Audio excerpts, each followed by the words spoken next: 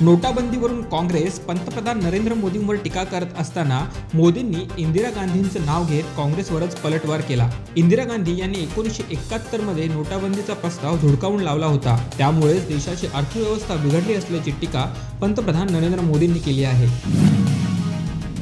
केंद्र सरकारने घेतलेल्या नोटाबंदी निर्णयात हस्तक्षेप करण्यास सर्वोच्च न्यायालयाने नकार दिला आहे।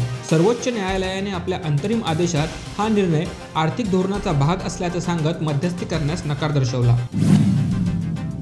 काळा पैशावाल्यांना त्यांची बेहिशेबी मालमत्ता जाहीर करण्यासाठी सरकारने अजून एक संधी दिली आहे। सरकारने जाहीर केलेल्या पंतप्रधान गरीब कल्याण योजनेअंतर्गत 50% दंड देऊन काळा पैसा बाळगणाऱ्यांना त्यांची बेहिशेबी मालमत्ता जाहीर करता येणार आहे। महसूल सचिव हसमुख अधिया यांनी आज या संदर्भातील घोषणा केली।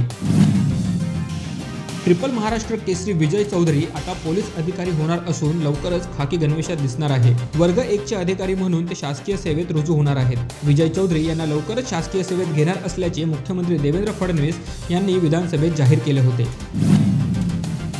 पंतप्रधान नरेंद्र मोदींनी नोटाबंदीचा निर्णय जाहीर केल्यानंतर आयकर खात्याने देशभरात विक्रमी 586 छापे मारले।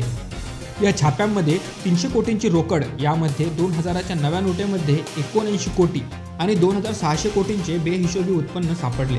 आयकर खात्याला सर्वाधिक घबाड तमिळनाडूमध्ये सापडले।